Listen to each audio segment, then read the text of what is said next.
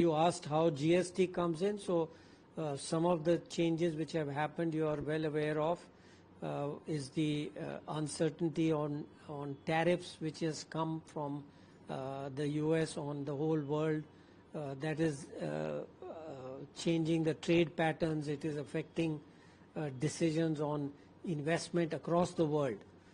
So clearly the impact of the high tariffs which were imposed depended on not just the higher tariff but also on how long they were there. So all kinds of speculation on that, and to the extent that GST was designed for not for that particular purpose but also the medium term issues which were there. People had been talking that the private consumption has not recovered as fast as say investment and other aspects of the economy post-pandemic. So it will have a positive impact on the private consumption and also shore up the investment intentions of those who supply the consumer goods sector. So all these GST definitely has a positive impact on private investment, and to the extent there was some negative effect of the tariffs, I think it will largely be overcome by this. And what's the situation of negotiations right now? Well, negotiations are in public. You know as much about it as reading the papers I do. That is not something. The whole point of negotiation is that only the negotiators should know what is going on. Otherwise, it spoils the whole strategy. But the issue with tariffs, as far as I'm concerned, is that you have to look in the background of the BTA negotiations. So, as an economist, the BTA negotiations, which in some sense were initiated even before February when the MOU was done, is what we call a cooperative game. And the imposition of tariffs then changed it into a non-cooperative game. And then now the recent developments have moving it back to a cooperative game. Now, what that means in plain words is that the negotiation have resumed, and one would expect a bilateral trade agreement to be signed at some point. Of course, during the process there have been all kinds of uncertainties, etc., which have affected the economy.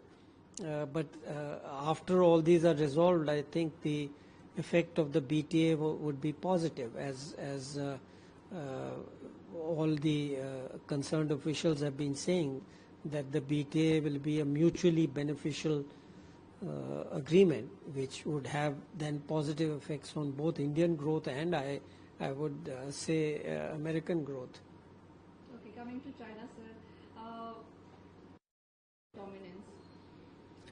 So the issue is even stronger actually in manufacturing than in other areas, and basically there are four elements of this issue. So one is people have got so used to imported from China that they fail to identify alternative sources. So whatever studies I have seen earlier suggest there are a number of products where there are alternative sources available. So that is the one, to get the information to find out which alternative sources are more or less similar prices.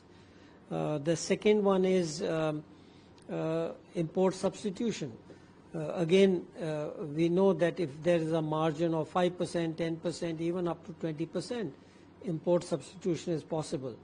And so that is the second element, to look for products, and I'm sure the private sector is looking and the government is encouraging to look for products where import substitution of Chinese imports specifically is possible.